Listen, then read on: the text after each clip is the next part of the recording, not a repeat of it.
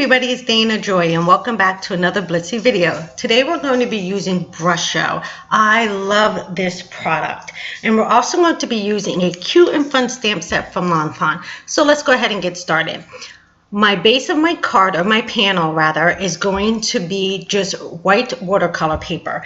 This is where I'm going to be able to stamp my United States of America and be able to add some of that gorgeous Brusho to it. So I'm going to stamp it in Memento Tuxedo Black ink because I like the richness of this ink. All I have to do is pick up my image with my acrylic block, and I'm going to push firmly so I make sure I have good contact with my polymer stamp. Now all I have to do is ink it up. Like I said, what I like about this ink, it gives me a really nice crisp black line. And I also like it because of its properties not to lift when watercoloring. So I'm just going to stamp down my image, and I'm going to leave some room because we're going to be fussy cutting this out a little bit later. So I'm going to press down to make sure I get even pressure all over that, and I kind of let it sit on the paper for a minute. Next, I'm going to go ahead and dredge that stamped image into some clear embossing powder, and then I'm going to go ahead and heat set it with my heat gun. The reason I went ahead and I embossed it is so that I'll have little valleys in between like each state, and that's going to hold on to my Brusho. So now since that is all dry, I can bring in the Brusho. Now there's several colors that you can use, but one of my favorites is the black. I love this black Brusho. It is not black in a sense that it has a lot of shades of gray in it. It actually has a whole bunch of other colors. So watch the magic when I start laying down this product. I'm just going to grab some water in my little mister, and I'm going to go ahead and add some of that water to my cardstock because I want, as soon as I put down that Brusho, I want it to get moving. So I'm just going to lightly mist that paper. Now I have a little hole at the top, and all I'm going to do is start tapping in that Brusho. Can you see the magic going on here?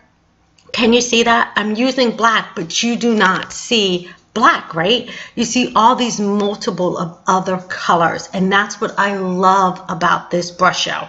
I'm going to add a little bit more water so I can really start seeing that Brusho move. Look how gorgeous this is. I'm going to bring it up so you can see it. Do you see black? There might be shades of black, but it's not what you expected, right? All right, so I'm going to let this sit a little bit and kind of soak into my paper, and then I'm going to grab a paper towel and start lightly dabbing up some of that extra moisture.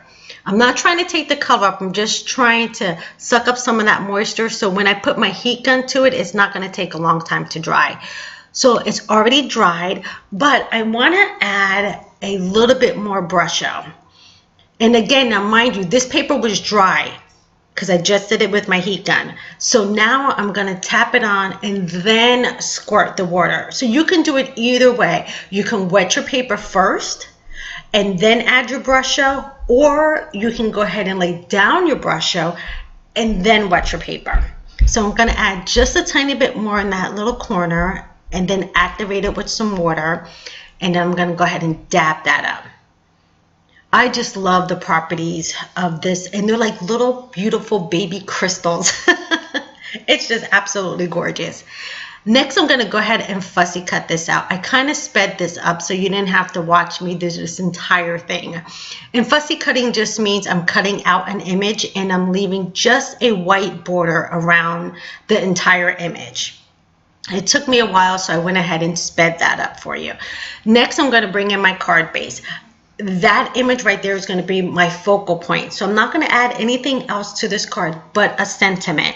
It really doesn't need anything else because I'm going to leave this card and have it be a really clean and simple card. We're not going to have a whole bunch of embellishments or anything going on here. So I'm going to go ahead and place down my sentiment, kind of line it up or eyeball where I want it to be. And then I'm going to bring in my Misty. And this is going to allow me to make sure when I stamp that sentiment, I'm not going to be kind of crooked. So this is going to hold everything in place for me and make sure when I put down that sentiment, I'm going to have it straight.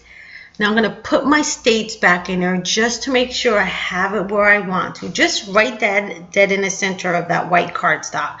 And I always use a white cardstock as a base just because it's easier to write in the inside. Or if you're giving this card to somebody and they want to gift it to somebody, it's very easy to write on white instead of a colored cardstock.